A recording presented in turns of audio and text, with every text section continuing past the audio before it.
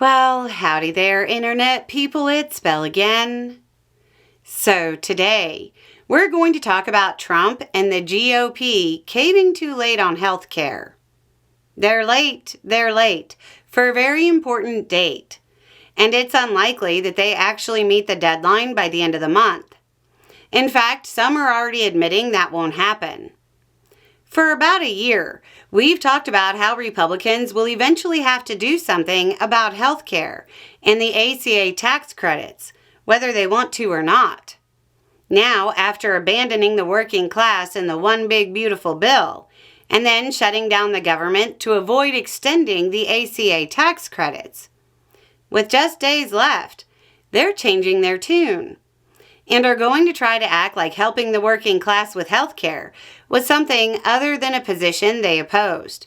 So rabidly, they shut down the government over it and cost the country billions. On Thursday, Trump was talking to a crowd of Democrats when he said, quote, "I think we're going to start working together on health care. I really predict that." That happened as Trump's approval on the economy has been about the only thing dropping faster than the average American's chances of seeing the American dream. So, it seems like Trump speak for, "Poor people are blaming me for not having money, so now I have to pretend like I care about them." It's also worth noting Trump and Republican leadership backtracked as members of their own party started signing a discharge petition on extending the ACA credits. A lame duck says quack?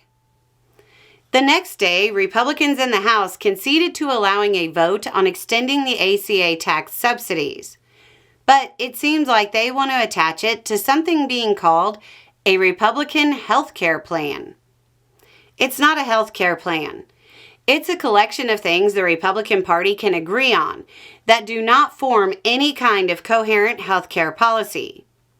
It honestly looks like they took healthcare-related components that had already cleared committee and stuck them together to make it look like they weren't late with their homework.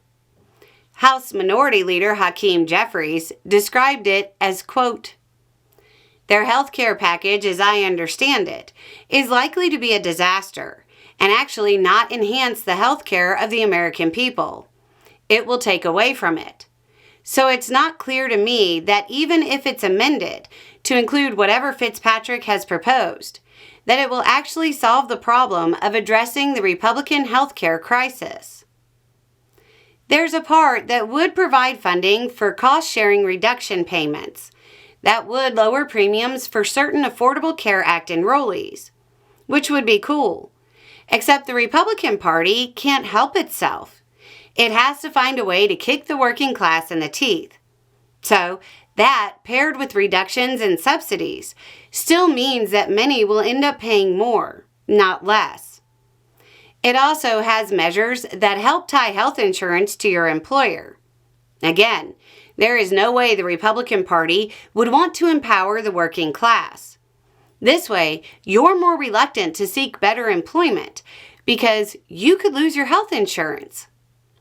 There is no stronger argument in favor of single-payer, Medicare for all, or some other nationalized healthcare system than actually reading and understanding a Republican healthcare proposal.